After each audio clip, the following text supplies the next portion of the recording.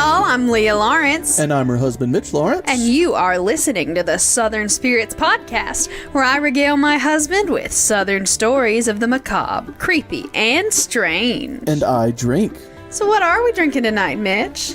Our beer for the night is Naked Pig Pale Ale, brewed and bottled by Back 40 Beer Company in Gadsden, Alabama. 6% alcohol by volume. Let's read the bottle. Naked Pig is a delightfully crisp, handcrafted ale. The German malts provide a perfect balance to the 5 hop additions that go into every batch we make. This American pale ale is tasty enough for any craft beer newcomer, while the complex character is sure to please even the most discerning craft connoisseur. Go get naked and enjoy. I'm in.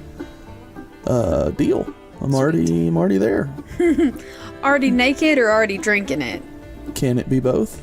That's what I'm supposed to be doing. I mean, you've got a big old monitor. Did you get naked without me? As long as I'm dressed from the waist up for the videos, I think that's all we need to talk about. It's okay, y'all. He's wearing pants. You it's mind fine. your business over there. I might be wearing pants. My take on this: it is an excellent American-style pale ale. Like their description said, crisp with a tasteful, tasty, bitter finish. It's a perfect starter beer for anybody getting into craft beers, or say you have a friend that's never had a pale beer, a bitter beer. Let them try this one. This will be a very good one to start first before you get into anything even more complex. It's a really good starter beer. I like it a lot.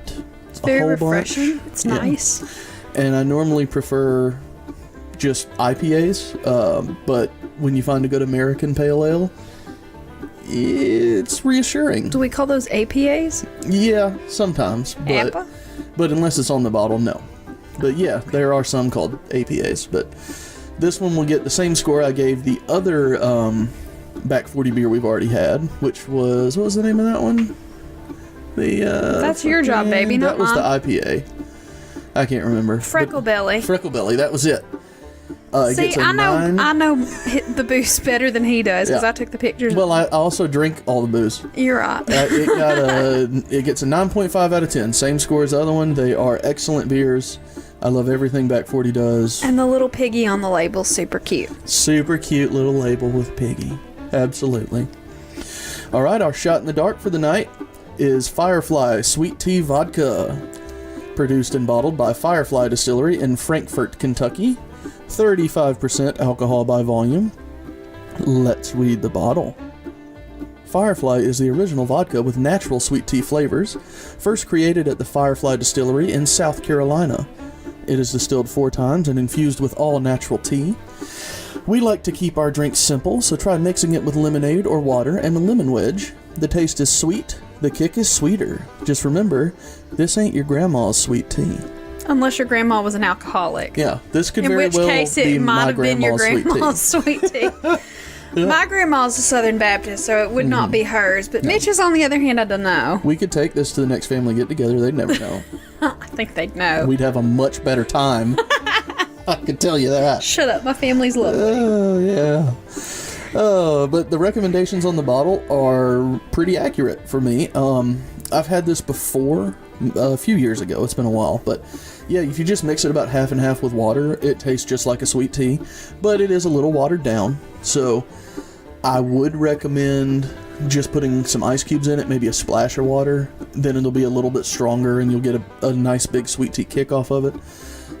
Just on ice / with water gets a 7.5 out of 10. With lemonade, we made a little Arnold Palmer, kind of a half and half.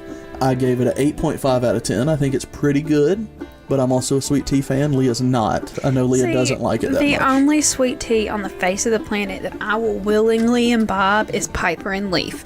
If it is not Piper and Leaf, I don't like it. It's gross. I'm sorry. They do the best sweet tea on the face of the planet. Go get yourself some Piper and Leaf. You have to be in Birmingham or Huntsville, but go get yourself some Piper and Leaf. But I mean, if you are into tea, they have a subction. Oh yeah, they do. Service. You can order some. I mean, this is not sponsored at all. I'm just an advocate because it is so good. But yeah, I don't like sweet tea. Just drinking it half and half with water. Not for me. I don't care for it. And then in the lemonade, it's really good, but it really just tastes like lemonade to me. Yeah. So yeah, anything that you don't care for much, if you stick it in lemonade, it tastes pretty good. That's accurate. I agree. You know, there you go. It's drinkable. It's not bad. It's just, I personally don't care for sweet tea flavors. Well, so that's that. Again, as a person who does like sweet tea, I will say that you can definitely taste the vodka in this. So, unless it's in the lemonade, that pretty much covers it up. You can't but with the lemonade. when it's just by itself with water or ice, you can taste the vodka. So that is there. If you don't care to have that vodka taste, you probably won't like it very much. But I do. You know what's really good? Just sticking regular old vodka and some Piper and Leaf. That's real good. I'm just saying. She's not wrong, but we're not going to advocate for them when we're talking about Firefly. Sorry. I'm a step down off my tea box. Well, well, a tea box wouldn't hold you unless it was a real big tea box, like a crate of tea. You know, well, that was rude. Built real strong. No, I mean because a tea box is never mind. Tea boxes aren't made of. Yeah. Thanks. Anyway, hurt my feelings. We will. This will get an 8 out of 10 overall. I like it. Leah doesn't, but I'm the one giving the grades. So I think it's pretty good. If you like sweet tea and or vodka, you'll probably like it. So go figure. Try you some Firefly. Firefly. That's it for the alcohols. Leah, what do we have next? Listener mail. Listener mail. Listener mail. Are we going to have a song now? I don't know. Listener mail. Okay, we're stopping that because it's a bit much. But anyway. I thought it was pretty good. We're going to talk about fan art. Fan art? We got more fan art? We got fan art. Woo! If y'all are following us on Instagram, like you should be, because we have a fun following over there. We're pretty great, pretty cool, pretty good, sizable as well. Yeah, we're like at 1,050 or something like that. We have a lot of friends over there, but yeah, we got a fantastic piece of fan art for the episode Lumber Folk Timber Guys from someone named Alex. His Instagram handle is at Alex Charner, so at AlexCharner. Really cool artist. Go look his stuff up. Follow him. He deserves it because he did an Altamaha, just leaping into the river. It's a really just cool, gloriously really cool with a lumberjack timber folk guy in the foreground. It's in my favorite colors. Purple and green are like my thing. It's cool. And it's perfect. It's fantastic. I was having a really awful week, and my anxiety was through the roof, and I woke up and that was there, and it just sort of made everything better that day. So I very much appreciate that, Alex. It was very nice. Thank you, Alex. Thank you so much. All right, and so we also got some really nice messages on Instagram and through our email from Hannah, Charlie, Amelia, and Erica. Hey, y'all. Thank y'all so much. If you left me your address, I'm going to be sending stickers. I have been behind on sending stickers out because I work a 40-hour-a-week job.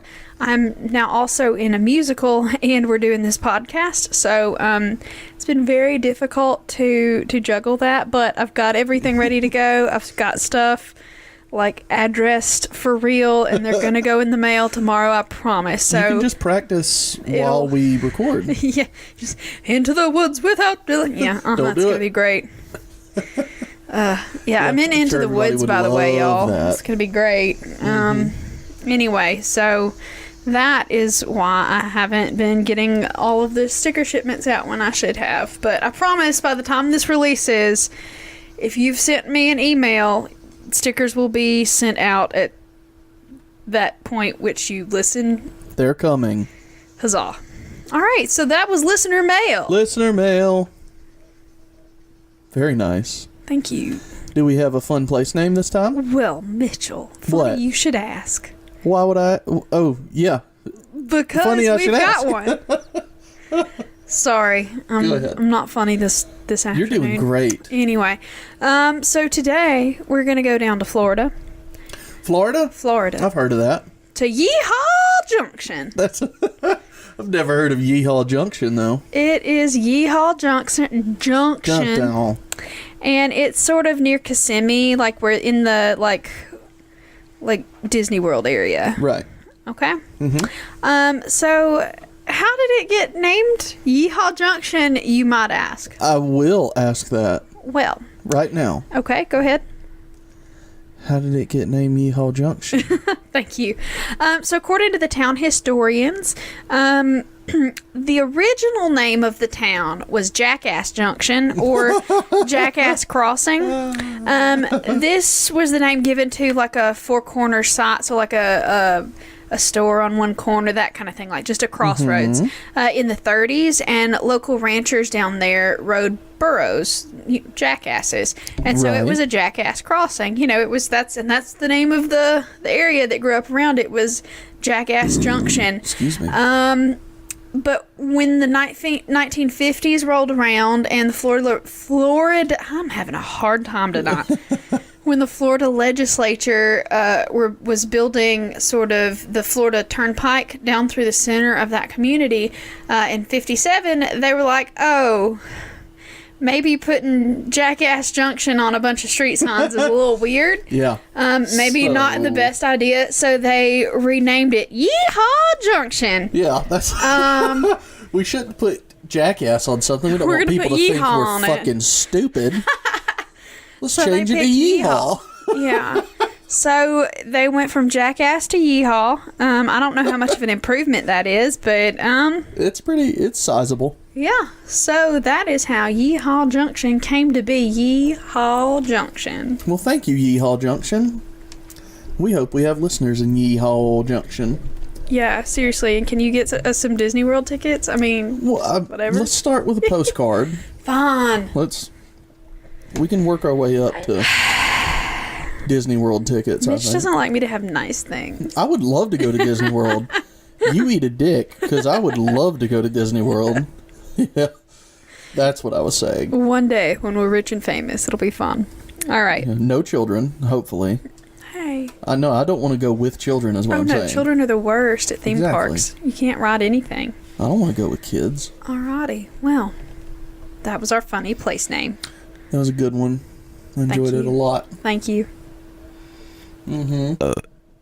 Well, how about we get into story number 1? All right. So for story number 1, we're going to stick right here in Alabama. We're going to Newton, Alabama. Okay. And we're talking about Bill Skeeto's hole. Bill Skeeto? Yes. And he's got a hole? Yes. I don't like the sound of this at all. Now, I don't like where this is going. okay, backstory. Thank you. Now, the first time I heard this story was I read it in Catherine Tucker Wyndham's book, 13 Alabama Ghosts and Jeffrey. We've talked about love that book before. You love it. I'm mildly obsessed. Catherine Tucker Wyndham was one of the coolest people I ever met when I was a kid. Like, just... You met her? Yeah. She did a bunch of storytelling festivals in Athens and stuff like that. And I got didn't to know listen that. to her read when I was a kid. But, That's fun. yeah, she was a fantastic person, and, I love her stuff. But anyway... I first read this book, or read this story, and I've only ever read this story. So I might be saying the word skeeto wrong. It might be skeeto. It might be, I don't know. In my head, it's skeeto. I think it's skeeto. Like a mosquito? Yeah. I don't think that's how that's said either, but... No. Yeah. Everybody knows it's mosquito. I think it's skaters. No, so like I said, I went online and I tried to get YouTube to pronounce it to me, and it said skeeto, skeeto, skeeto. I don't think that's it. So, I don't know. I'm just going to stick with skeeto and let it ride. Y'all, if I'm saying skeeto wrong, let me know. I'm sorry. If you are a skeeto, I apologize. But here we go. I want to know how someone can be a skeeto. Well, like, that's their last name. Oh, It's still a last name that's used. I his just don't know how last you name say is it. Skeeto. Bill Skeeto's hole. Oh, It's a dude. Interesting. Yes. Would he go by William Skeeto?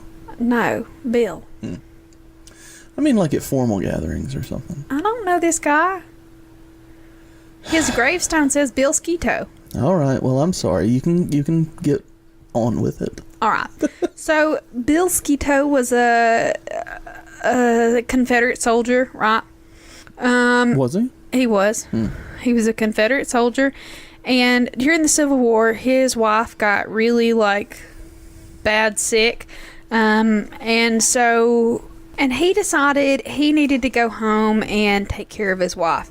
Now, obviously, he couldn't just, like, leave because that's desertion. So he supposedly hired a substitute to fight on his behalf. And, like, that was a thing then, I guess? Would it be a different person, or was he, like, impersonating Bill Skeeto? No, like, he would hire a substitute. Like when you have somebody cover your shift at work or something? Yeah. Okay. Like that. So, during the Civil War, like, white slave owners, like, rich plantation owners could, they could basically have their slaves serve in their place so they didn't have to go. Yes. So I would assume that this guy just paid some white slave owner to send a couple of slaves in his spot, and it made up the difference. You know what I mean? Yeah. There's not a whole lot of information about that, but that's sort of what I always took away from the story. But at any rate, he supposedly hired this substitute to fight on his behalf, so he was making his way home with the medicine for his wife when he ran into a man named Captain Joseph R., and I can never say this name right, Breyer, I believe, Breare. That's probably Breyer. Breyer? Something like that. Anyway, this Confederate captain and his company of men, and they were sort of, they weren't the home guard, but they were like a troop of soldiers that were sent around to enforce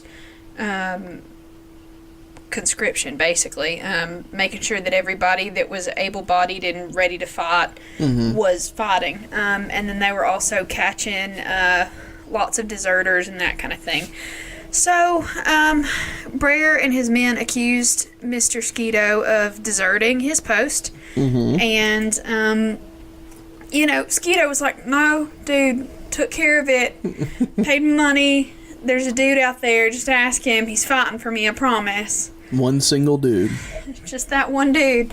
But despite claiming that he, had done all of this and that he was innocent and he hadn't deserted, well, they proceeded to hang him from the limb of a nearby water oak tree because they're dicks, and that was a thing that they did back then. So they didn't, even try the person and try to find out the facts? Oh, hell no. They just hung him on the spot.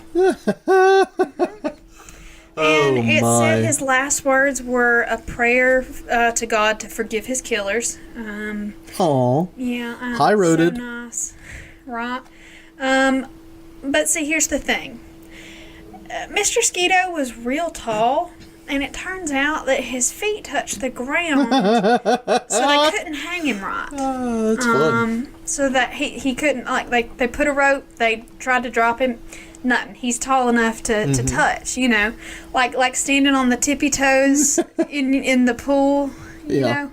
I do. I know all too well, Leah. So one of the soldiers, instead of just letting him not hang, whatever, they used one of their crutches to dig a hole beneath the hanging man, so he would drop down far enough to hang himself.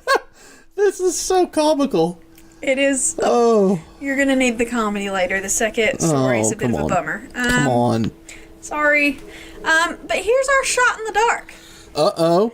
Now, there's a supernatural effect that is associated with the hole. With the hole? With the hole. Hey. What is the supernatural effect?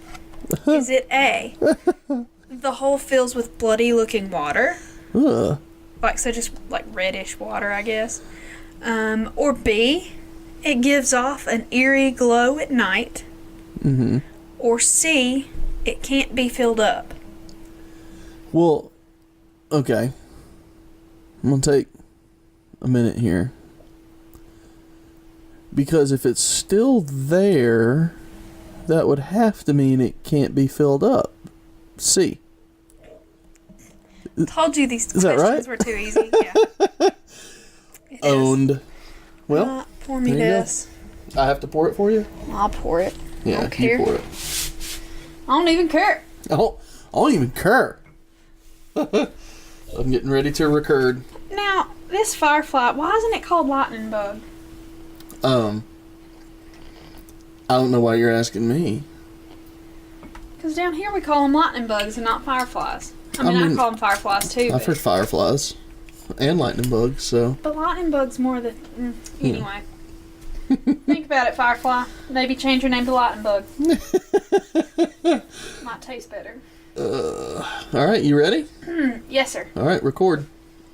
Hold on. Okay. Good work. Go ahead. Oh, I bet that's going to be awful.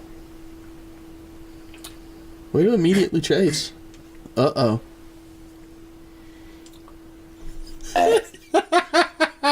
Oh, God.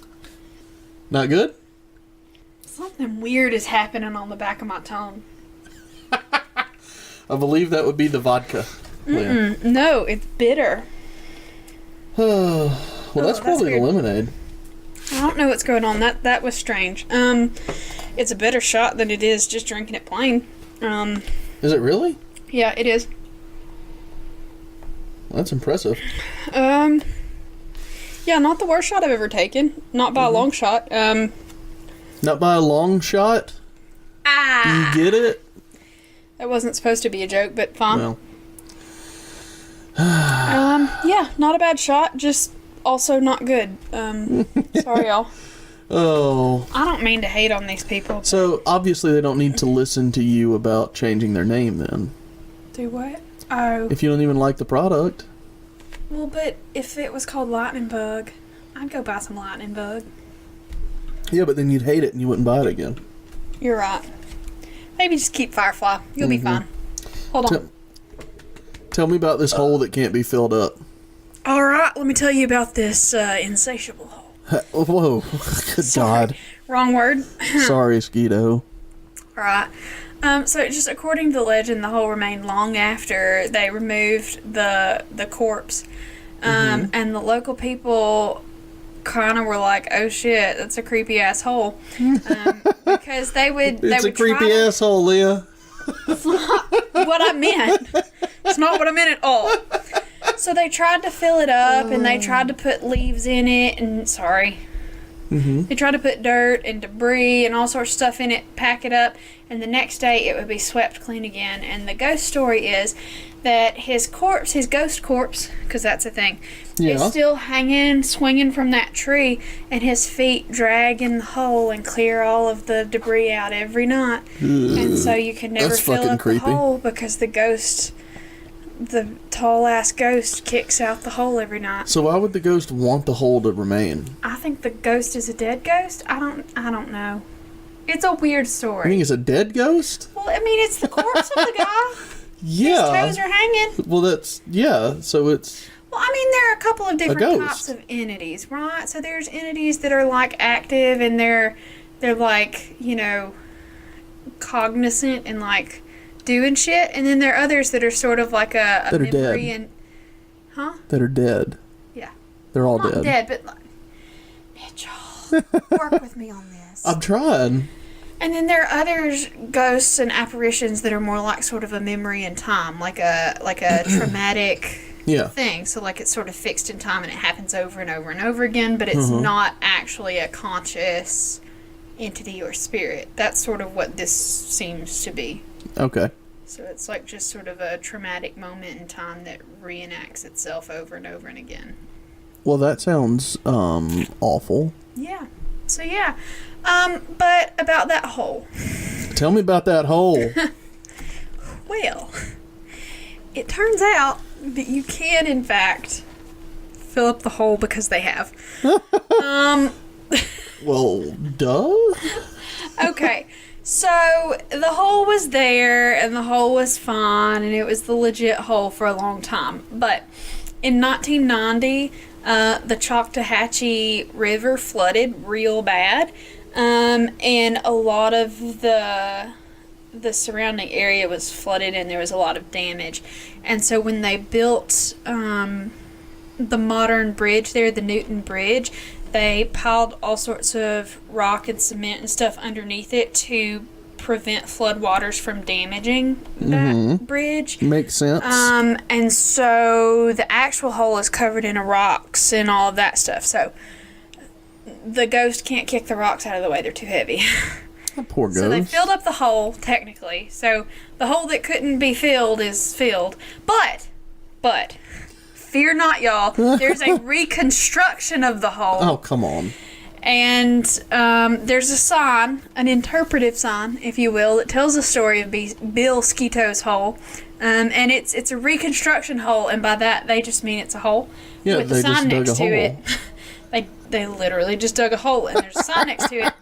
And you can find this reconstruction of the hole. People will get excited over anything, won't Sure they? will. Because, people love this, don't they? It's near the site. They do.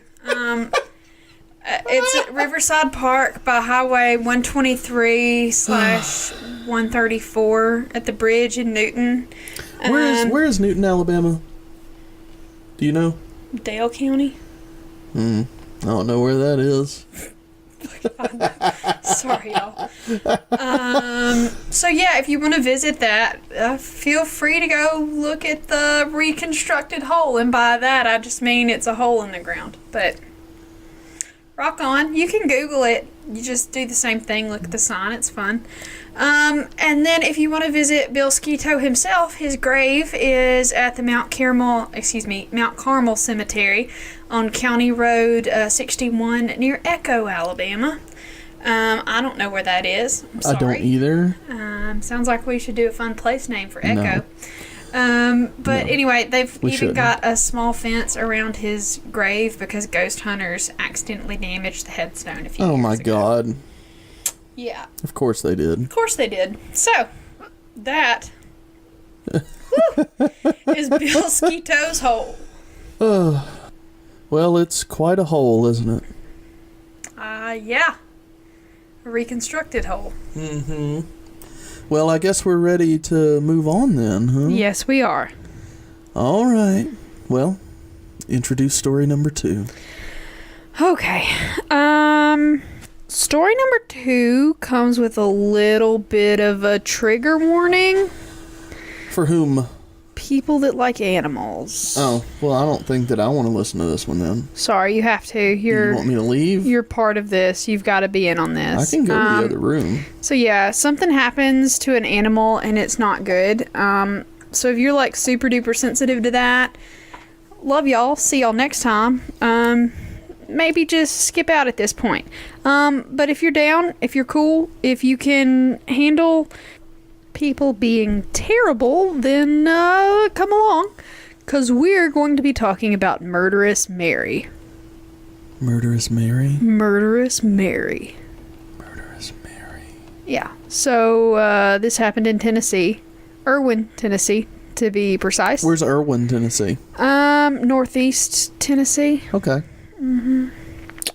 So, our story begins with a man named Charlie Sparks. So his personal story is really interesting by itself. I'd encourage you to look it up if you're interested. Really neat stuff going on there. But we're going to focus on his life when he's running a circus. And his circus is called the Sparks World Famous Shows. And his circus at this point that we're going to talk about had already become a successful 15-car circus. It had clowns and acrobats and horses and lions and all of the fun things that you think circuses should have. They had it. Did it have a high-jumping cat? You know, what? like one of those cats that goes up on a pillow and then jumps down to a pillow like 30 feet down? You know, did it have one of those? Yes. Did it? I have no idea. Okay. I've never seen that act, but I'm sure it's great.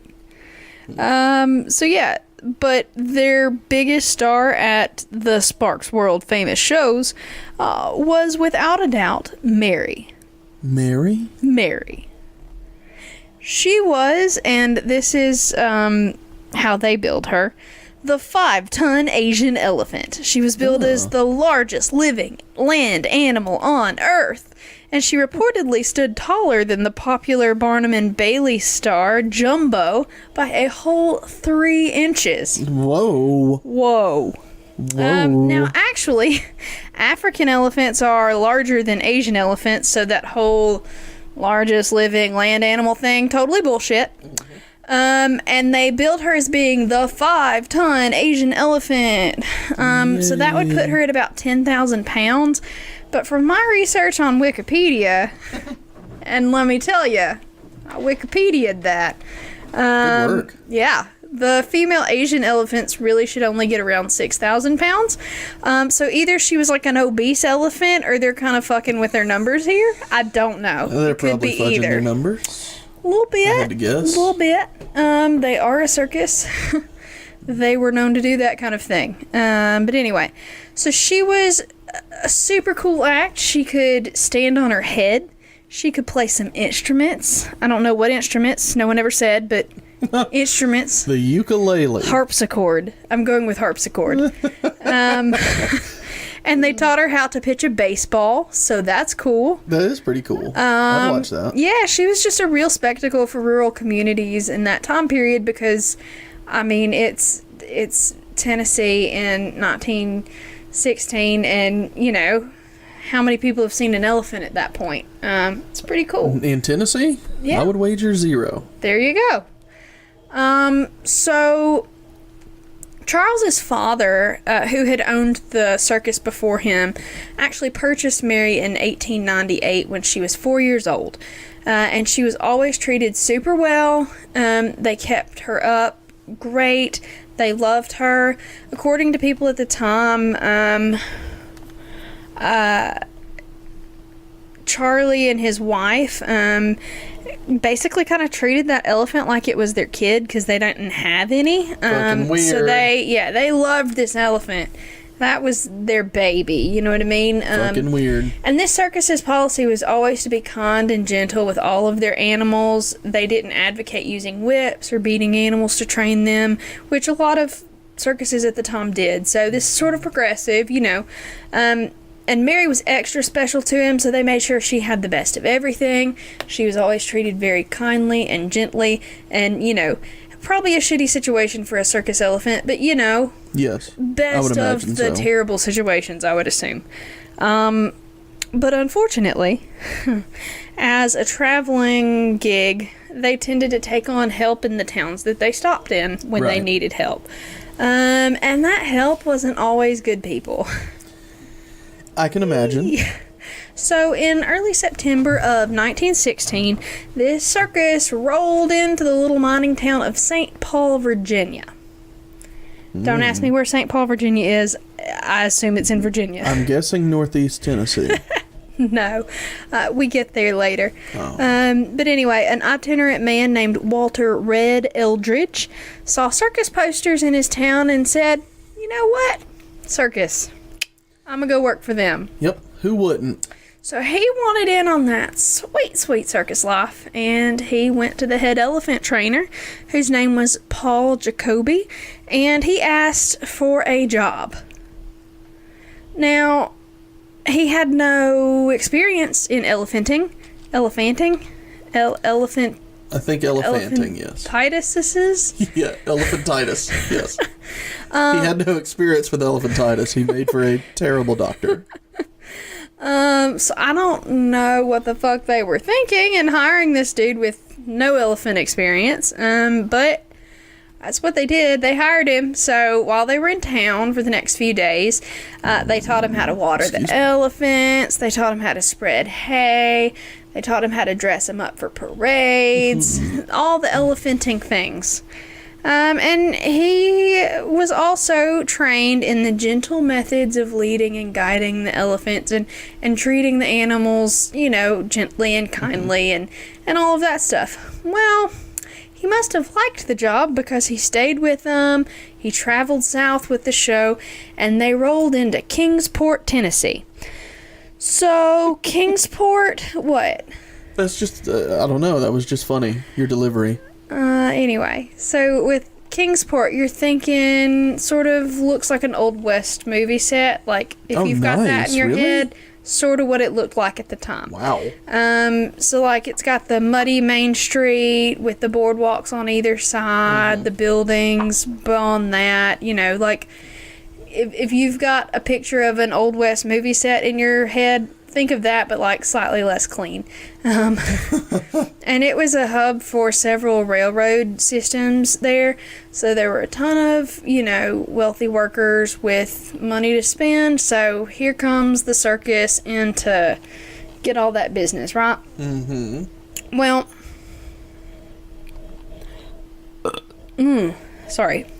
On the 12th of September, the town of Kingsport was hosting its very first county fair. Yay! And the circus was that big event that was going to bring everybody to the fair. So there were crowds from all over. Now, this was already a really crowded area. This town was, it was a hub of the railroad and stuff like that. So it was already crowded, but then they have this fair on top of it and everything else. It just got to be lots of folk and a little bit of space, And the crowds lined the street to watch Big Mary and her other elephant friends, who are named, and these are my favorite, Queen, Topsy, Ollie, and Mutt. And they paraded down Main Street trunk to tail. So they grabbed the tail and the trunk and they paraded them down the street, and it's super cute. Unfortunately. Oh, God. Eldritch was the one guiding the elephants down the parade route.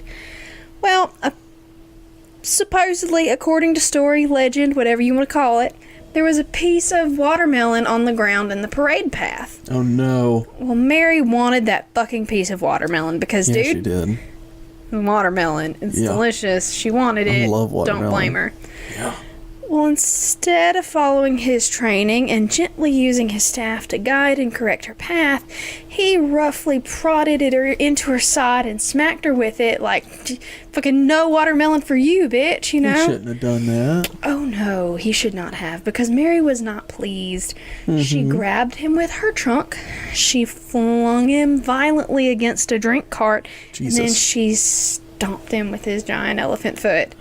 Her giant elephant foot. Just crushed that motherfucker. That'll do it.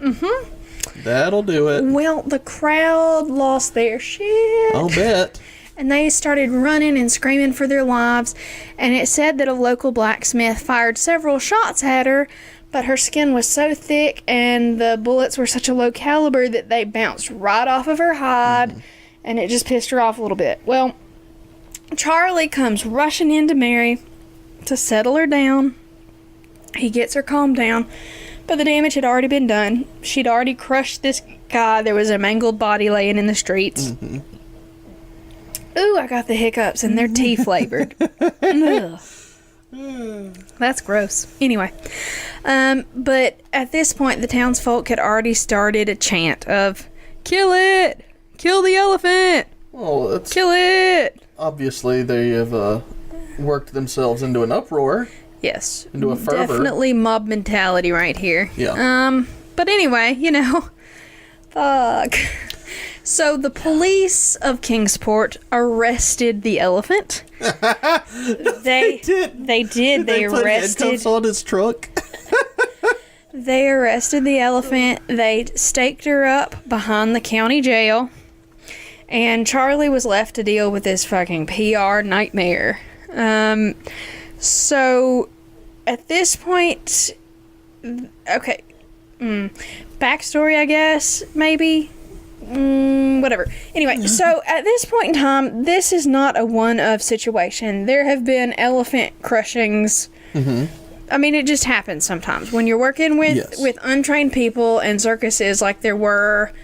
There's no TV. What else are you going to do? Circuses were a big deal. And they had lots of elephants. And sometimes elephants get pissed off and they crush people. It happens. I agree. And usually it's in a less public situation. It's a trainer thing. And these rogue elephants would normally they would change their animal's name. They would sell it to another circus because these things were worth a lot of money. Mary was worth around $20,000 in 1916 money. So, That's a lot this of is money. a shit ton of money that they've invested in these animals. So, if one of them kills somebody, you don't want to just let go of that much money. So, you change its name. So, Mary becomes Edgar, and probably not Edgar. Mary becomes Martha or something, go. and then you sell it to the next Edgarina. circus, and exactly. So that's what you would normally hope would happen in this situation, but unfortunately, this was way too public of a disaster. All of the papers in northeastern Tennessee had already started to report stories about Mary. They nicknamed her Murderous Mary, and they made up these wild tales that she had killed other people before, and she was a vengeful creature, and she was bloodthirsty. She'd gotten the taste for blood and all of this stuff, and that she would definitely kill again. And all of the surrounding towns completely banned the show from their area while Mary was still in the circus. And the most fucking ridiculous thing that I read when I was doing this research was that there was also rumored to be a lynch mob on its way to Kingsport with an old Civil War cannon, and they were going to kill that fucking elephant. They were going to cannon the elephant? Of course there was a fucking lynch mob for the elephant. Like, Jesus Christ, people. We can't. You've got to stop with the lynch mobs. Shoot it with a cannon? Oh, apparently. But anyway. This leaves Charlie in a really terrible position, right? He loves that elephant, doesn't want to mess up the elephant, but he also knows that his livelihood and the livelihood of all of the people that he employs definitely depends on them being able to travel and openly be in these towns. Mm-hmm. So he decided that the best thing for everybody was to euthanize the elephant. With a cannon? Well, the shot in the dark question. Oh, God. is how did they execute Mary? Ugh. Okay. Was she A, poisoned? Was she B, electrocuted? Or C, hanged? I don't know. Elephants like to eat. So, poisoned? Is that your final answer? Yes. No. Oh. They hung it, didn't they? They hung that elephant. Yeah, I think I've heard this story before now that I've heard that, but let me get the Firefly. Here you go. Let me get my phone up. Yeah. This is gonna suck, isn't it? Yes. Seriously, have something to taste it with. It gets really bitter on the back of your throat. Alright, ready? Alright, here we go. Whew, that is not good. Yeah, it is bitter on the back end. Told you, on the very back of your tongue? Yeah, like back on my uvula. It's gross. That is fucking weird. Told you. What in the world? I don't know. Buh. It's all that natural tea flavor. Tain't nothing natural about that. All right. Oh, God. Continue, please. So, they decided that hanging a fucking elephant was the safest and most humane way to get rid of the elephant. So basically, she was too smart to eat something that had been poisoned. Yeah. Elephants are really smart. Yes. She just wouldn't do it. There wasn't actually enough electricity available in Tennessee at that time to electrocute an elephant in the state. Mm-hmm. So that wasn't a possibility. So they also thought there were like 4 soft spots in an elephant's skull that they could have potentially shot her in, but they expected a lot of people to show up at the execution, and that's not safe. Yeah. So they decided that they were going to hang fucking elephant. Yeah, I think I've heard this now. That was a thing. So there wasn't anything in the town of Kingsport that they could do that with. So they loaded up their circus train and they made their way to Irwin, Tennessee, that had a rail facility there. So they had like a maintenance sort of facility where they would bring cars and equipment and stuff to work on railroad stuff. Mm-hmm. Well, they had a crane, like a derrick car, like a crane.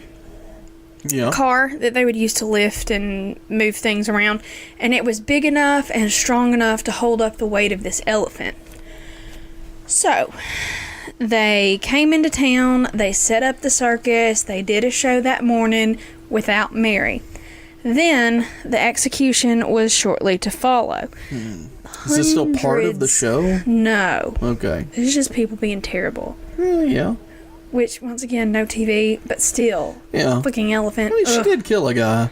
But still, he makes me mad. Anyway, moving on. Well, they set up, like, just hundreds of people came to watch this. And so, to sort of calm her down and make sure that she was okay on the way to getting her to the hanging spot, they had the elephants. Oh, this is so sad. They had them walk tail to trunk like they did in the parades. Oh, and they let her over there. And she was all calm and like, oh, we're just parading like normal. And then as soon as they got her to the spot, as soon as they got her to the spot, they had two people chain her down, and then they led the rest of the elephants away so they wouldn't have to watch her die. Mm-hmm. They would remember it. Oh no, because elephants never forget. Mm-hmm. But anyway, I'm okay now. I'm glad you made it through. Mm-hmm. So they tried to hang. Was rough, though. It's not done. They put the chain around her neck, and they lifted her up. And she was real confused, and she was trumpeting, and they tried to hang her, but the chain around her neck snapped, and it caused her to crash to the ground, and it broke tons of bones in her body, and she was super duper injured. And then they were like, fuck this, gotta hang her again. So they got another chain that was thicker this time, and they hoisted her back up, and this time it worked, and she died. And yes, they took a picture of it. Well, of course they did. Which is online, and you can find it, and I don't recommend it because it is a fucking hanged elephant, and it makes me very upset. It's very sad. But they buried her in a grave nearby that they had dug with a steam shovel because that's a big asshole. Yeah. Another big asshole. Indeed. Just like the people who decided that it was a good idea to hang a fucking elephant. Yeah, that's awful. I really hope there's no more. Nope, that was all of it. Okay. They just hung an elephant for no good fucking reason. Well, sounds like they did a good job of it. I mean, it was successful, I suppose. If that's eventually. I'm sorry, though. Like, of the methods. Yeah, don't do that one. And obviously the chain's going to break. It's a 6,000-pound elephant. Or obviously. More, depending on how, like, if you go back and go with their numbers, it's a 10,000-pound elephant. Yeah. So, I mean, just obviously that's not going to work. And what if it was like a murderous Mary hole? Like, what if her little feet cleared out a big-ass hole? That's so awful. I'm sorry. Oh, my God. I'm sorry. It would be a big hole. That is the worst part of this. I'm so sorry. I'm the worst. Oh. But all of that land is now owned by CSX. There is no marker. Nobody knows exactly where the grave is. It's all like a rail yard. So, like, don't go try to find it or anything because you might get run over by a train. And then they could bury you out there. That would be terrible. Maybe right next to Murderous Mary. Poor Mary. She doesn't deserve to be Murderous Mary. She should just be... She murdered one person. That's not murderous. Just one guy. That's murder. And I mean, like, he was like just jabbing her with a stick. I'd be a little pissed too. Yeah. I'd probably sling somebody into a fruit cart. It was a drink cart. I mean, there's probably fruit there. Fruity drinks. Probably lemonade with tea vodka in it. Yeah. Doubtful. In Tennessee at that time. Yeah, well, whatever.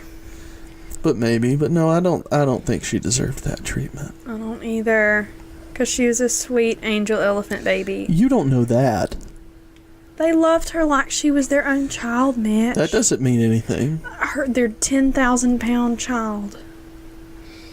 6,000. Whatever. 3 inches taller than Jumbo, that's for sure. Fuck Barnum and Bailey. If you say so. Sorry. Anyway, so that was all of it. Well, that one was not enjoyable. Well, I apologize, but we needed to get it off our list. Well, at least it's gone now. No, we don't you have don't. to do it again. As far as I know, that's the only time anyone's ever hung an elephant. So far. We could do it again. No. You got the hiccups? I do. But you know what's really weird, though? There is actually in that part of Tennessee now, there's an elephant sanctuary for, like, old circus animals, like old circus elephants that have been retired and have been rescued. And there is actually an elephant sanctuary in that same part of the country. So, good on you, Tennessee. Yes, thank you, Tennessee. Just about, 100 years too late? A little bit. A little bit more than 100? Wasn't it? Well, no, but the elephant sanctuary's been there for a while, so Okay, it's not like brand 80 new. years too late. Yeah, exactly. Sorry. But I mean, they're Right. making up for it. Are they? I mean, I guess. Well, I don't know Tennessee's, like, elephant policy, but I'd assume it's pro. I don't know. we're for them. Yeah. That's their new slogan, Tennessee. We're for elephants. Pro elephant. Well, why don't you just take us into a toast? All right. Everybody out there needs to lift their goblet high into the air. If you don't have a goblet, a red Solo cup will work, because that's what I'm using. Tonight we're toasting Bill and Mary. Aw. Old Bill Skeeto had an insatiable hole, but they gravelled it over for flood control. Sweet Mary is proof that people just suck. They hung an elephant for running amok. Drink. I was sure you were going to say fuck, but you didn't. There are other words that rhyme with suck. Not many. Duck. I would have gone with fuck. For sure. Buck. Truck. I was just about to say truck. But that's all of them. That's enough. Yeah, that's all the words. That's every word. That's everything that rhymes with suck. You're welcome. Poor Mary. Alright, so I think you should outro us, baby. Yeah, I probably should. But I'm all depressed now. Thanks for listening to the Southern Spirits Podcast. Double time, baby. Double time.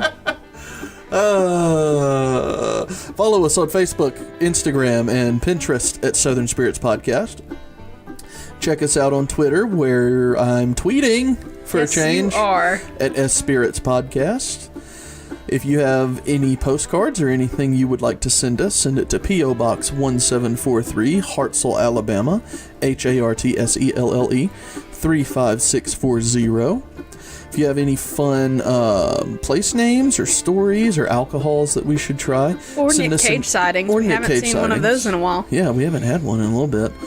Send us an email to southernspiritspodcast@gmail.com. And for now, we'll see you next week. Bye, y'all.